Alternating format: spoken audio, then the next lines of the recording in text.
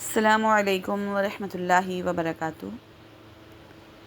آج ہم بات کریں گے حضرت آدم علیہ السلام کی تخلیق کے بارے میں۔ مشیت خداوندی جب اس کی متقاضی ہوئی کہ زمین میں کسی کو اپنا خلیفہ اور نائب بنایا جائے تو اللہ تبارک تعالیٰ نے اس کا اظہار اپنے برگزیدہ مخلوق فرشتوں کے سامنے کیا۔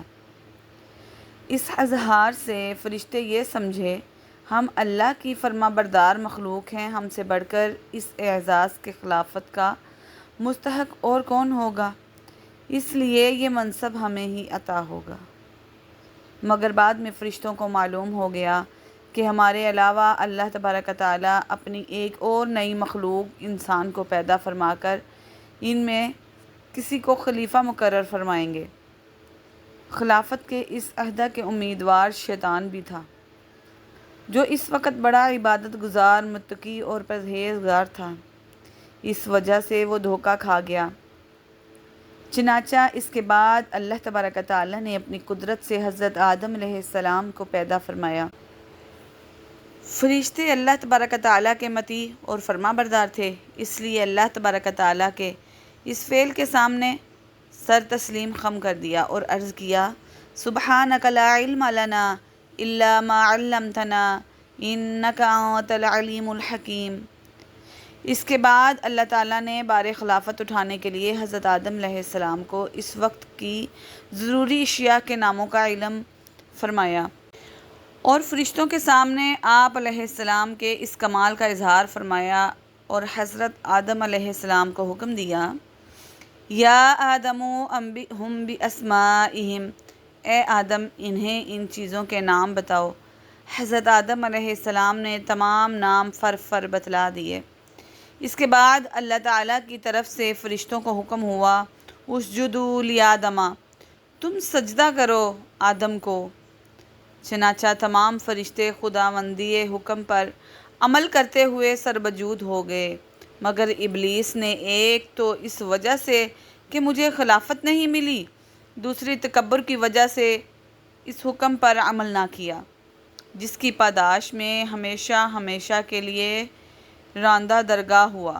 اپنے اس خسارے کی وجہ سے حضرت آدم علیہ السلام کا دشمن ہو گیا اور آپ علیہ السلام کو بہکانے کے ایسے طریقے سوچنے لگا کہ جس کی وجہ سے حضرت آدم علیہ السلام بھی اس کی طرح عتاب خداوندی کا شکار ہو جائیں، حتیٰ کہ آپ کو پھسلانے میں کامیاب ہو گیا۔ آپ علیہ السلام شیطان کی چکنی چپڑی باتوں اور قسموں سے دھوکہ میں آ گئے، اور جس درخت کے قریب جانے سے آپ علیہ السلام کو منع کیا گیا تھا، اس سے آپ نے کھا لیا۔ اس کا نتیجہ یہ ہوا کہ آپ علیہ السلام سے جنت کا لباس اتروا لیا گیا اور حکم ہوا، تم اور حضرت حوا جنت سے نکل کر زمین پر جاؤ۔ اس حکم پر آپ علیہ السلام کو اپنی غلطی کا احساس ہوا اور اللہ کے حضور گریہ زاری اور اپنے کیے پر اظہار ندامت و شرمندگی، رونا گڑ گڑانا شروع کر دیا اور دعا کرنی شروع کر دی، ربنا ظلمنا انفسنا وان لم تغفر لنا وترحمنا لنکونن من الخاسرین۔ اے ہمارے پروردگار، ہم نے اپنے نفسوں پر ظلم کیا، اور اگر آپ نے ہماری بخشش نہ کی اور رحم نہ کیا تو ہم لا محالہ نقصان اٹھانے والوں میں سے ہو جائیں گے۔ اللہ تبارک تعالیٰ نے آپ کی توبہ قبول فرمائی، مگر حکم ہوا اب آپ کو زمین پر ہی رہنا ہے، کیونکہ خلافت کا کام زمین پر ہی لیا جائے گا۔ حضرت آدم علیہ السلام کا ذکر قرآن پاک میں تقریباً 10 صورتوں میں آیا ہے۔ حضرت آدم علیہ السلام کی پیدائش سے پہلے پروردگار عالم جل جلال نے اپنے بڑے احسان کے ساتھ فرشتوں کی جماعت میں حضرت آدم علیہ السلام کی پیدائش کا ذکر فرمایا۔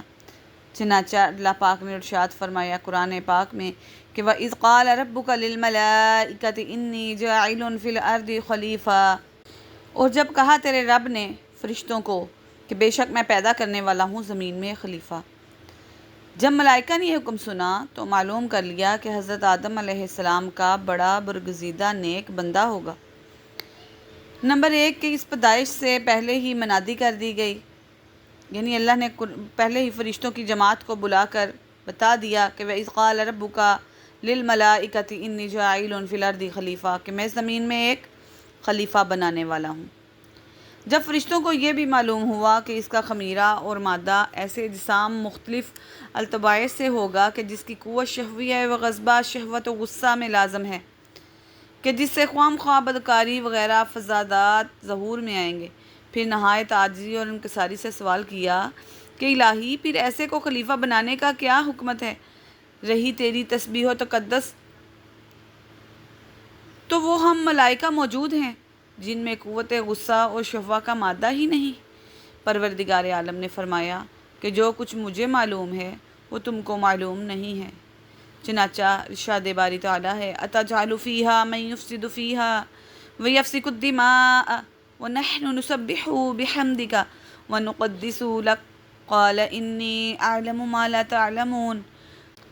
کہا فرشتوں نے کیا تو بنائے گا زمین میں اس کو کہ جو فساد کرے زمین میں اور بہائے خون، اور ہم تیری تعریف کے ساتھ تسبیح اور پاکیزگی بیان کرتے ہیں۔ پروردگار عالم نے فرمایا میں جانتا ہوں، انی اعلم ما لا تعلمون، جو تم نہیں جانتے، بے شک اللہ بہتر جاننے والا ہے۔ پھر حدیث میں ہے کہ حضرت ابن عباس رضی اللہ تعالیٰ عنہما فرماتے ہیں کہ پہلے زمین پر جنات کئی ہزار سال حکومت کرتے رہے، سب زمین پر قابض تھے، حیوانات نباتات سے نفع اٹھاتے اور آسمان پر آتے جاتے تھے۔ پھر جنہوں نے فساد مچایا، خون ریزی شروع کی، پھر پروردگار عالم جل جلال نے آسمان اور دنیا کے فرشتوں کو حکم دیا کہ جنوں کو زمین سے دور کرو تاکہ ان کی آلودگی سے زمین پاک ہو جائے۔ پھر فرشتوں نے خدا کے حکم کے موافق جنوں کو مار مار کر پہاڑوں، جنگلوں اور جزیروں میں پہنچا دیا۔ ابلیس العین بھی ان ہی میں سے تھا، ان کا نام عزرائیل تھا، اور علم اور عبادت کے سبب سے جنوں سے ممتاز اور الگ تھا، اور فرشتوں میں رہتا تھا، اور وہ بھی فرشتوں کے ہمراہ آسمان پر گیا اور عذر بنایا کہ میں اور میری اولاد ان فسادوں میں سے شریک نہ تھے۔ حق تعالیٰ نے اللہ کو فرشتوں کی سفارش کے سبب سے مارنے اور نکالنے سے محفوظ رکھا۔ پھر شیطان کو یہ طمع ہوا کہ یہ سب جنوں کو مار کر نکالا گیا ہے بغیر میرے، اب میں ان کی جگہ قابض اور متصرف ہوں گا۔ پھر عبادت میں اور زیادہ کوشش کرنی شروع کی، پھر آسمان میں اس کی قدر و منزلت اور زیادہ ہو گئی، اور اپنے دل میں اس بات کا امیدوار ہو گیا کہ اب دنیا کی خلافت مجھے ملے گی۔ جب خدا کا حکم فرشتوں کو پہنچا کہ انی جاعل فی الارض خلیفہ، اس وقت شیطان نے جانا کہ یہ قدر و منزلت خدا مجھے نہ دے گا۔